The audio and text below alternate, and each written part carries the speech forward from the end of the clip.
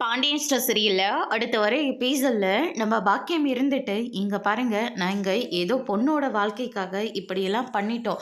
தயவு செஞ்சு எதையும் நீங்க பெருசா எடுத்துக்காதீங்க. அதனால என் பொண்ண மன்னிச்சு நீங்க எல்லாரும் மனப்பூர்வமா ஏத்துக்கணும்." அப்படின்ற மாரி சொல்றாங்க.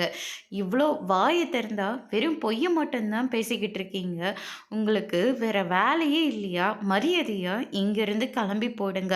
இல்லாட்டி எங்களை ஃப்ராடு பண்ணி என் தலையில கல்யாணம் பண்ணி வச்சுட்டான்னு சொல்லி உங்கள் எல்லார் மேலேயும் நான் கேஸ் போட்டுருவேன் அப்படின்னு சொல்லிட்டு சரவணன் வந்து சொல்லிடுறாங்க. யார் மேலே யார் கேஸ் போடுறாங்கன்னு நாங்களே பார்த்துக்குறோம். எங்கள் பொண்ணோட வாழ்க்கைக்காக நாங்கள் என்ன வேணால் பண்ணுவோம் அப்படின்னு சொல்லிட்டு பாக்கியம் இருந்துட்டு மயிலை குட்டிக்கிட்டு நேராக போலீஸ் ஸ்டேஷனுக்கு போகிறாங்க.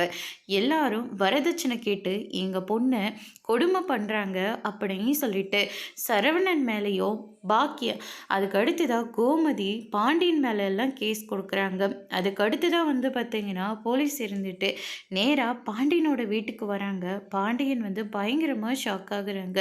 என்ன விஷயம் அப்படின்னு சொல்லிட்டு கேட்கவும், பொண்டாட்டியை அடித்து கொடுமைப்படுத்தி வரதட்சணைக்காக கஷ்டப்படுத்துறீங்கன்னு சொல்லிட்டு இவர் மேலே கேஸ் கொடுத்துருக்காங்க அப்படின்னு சொல்லிட்டு சரவணனை அங்கேருந்து கூட்டிக்கிட்டு போகிறாங்க. கோமதி எல்லாம் பயங்கர அதிர்ச்சியில் இருக்காங்க.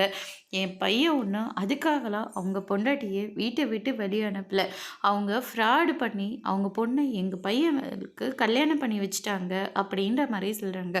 எதுவாக இருந்தாலையும் ஸ்டேஷனுக்கு வந்து பேசுங்கன்னு சொல்லிட்டு போலீஸ் வந்து சரவணனை கூட்டிகிட்டு போகிறாங்க. அதோடு இன்னைக்கான பிரம்ம முடிச்சிருக்காங்க.